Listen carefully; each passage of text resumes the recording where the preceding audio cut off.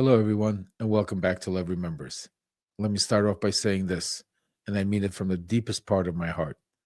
Happy Memorial Day to every veteran, every Gold Star family, every American who sacrificed for the freedoms that we hold dear. Because today is not about politics, it's about honor. It's about those who paid their ultimate price. And I stand with you, not just with words, but with action, speaking truth to power, exposing corruption, and defending democracy. That is how I honor their memory in this new kind of war that we're in today.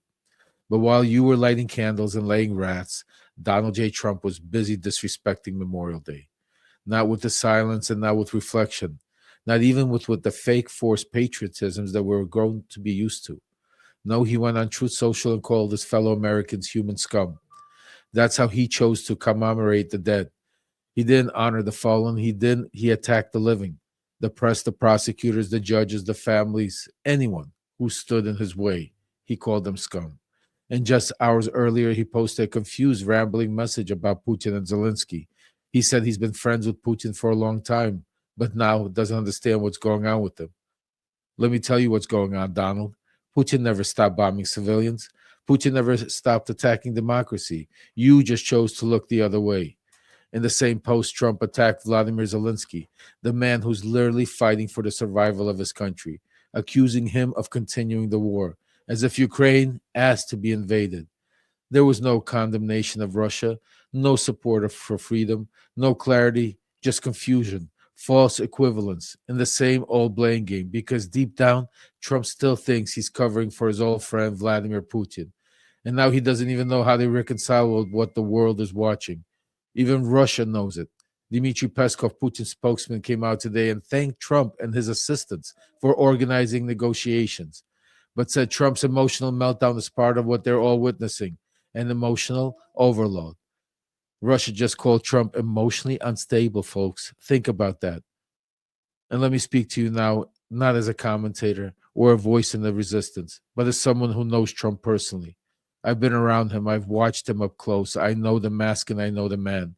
And what I'm seeing unfold right now is deeply worrisome, even to me. It's one thing to have someone with bad intention as power. That's dangerous enough. But when you have a person that is also unstable, unpredictable, and completely unhinged, that's when the danger turns into catastrophic. It just isn't about policy anymore. It's about national survival.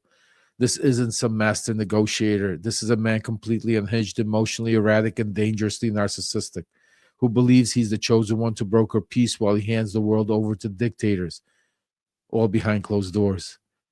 This isn't strategy. This is leadership. This is cult leadership in decline. And today on Lev Remembers, we have Dr. Stephen Hassan, the leading expert on cult psychology. He broke it all down. Trump is showing classic cult behavior, isolation, projection, demonization of the enemy, delusions of grandeur, loyalty over truth, a rejection of reality, and obsession with self preservation. And he wrote the book, The Cult of Trump. He thinks he's the savior, but he's leading his followers off the cliff, and worse, he's dragging America with him. So let me say this clearly Trump is not well, and the stakes are too high to pretend otherwise, folks. If this was just a rant, I'd stop right here, but it's not. This is a call to action. Right now, Ukraine is burning. Trump is attacking Zelensky. Veterans are being disrespected. The media is chasing clicks, and half the country is asleep. That's why I do this. That's why I risk everything, because silence is surrender. This movement we're building together, it's not about politics. It's about party. It's about saving our country from grip of authoritarian madness. So I'm asking you, not as a former insider, not as a whistleblower, but as a father, a husband, as a patriot, as someone who knows the cost of staying silent too long. Please stand with me. Become a paid subscriber. Contribute to my Venmo at Lev-Parnas. Share this message far and wide, because this is more than content. This is a war for the soul of our democracy. And I will fight it with truth, with love, and with everything I got. Thank you. And this is Lev Remembers.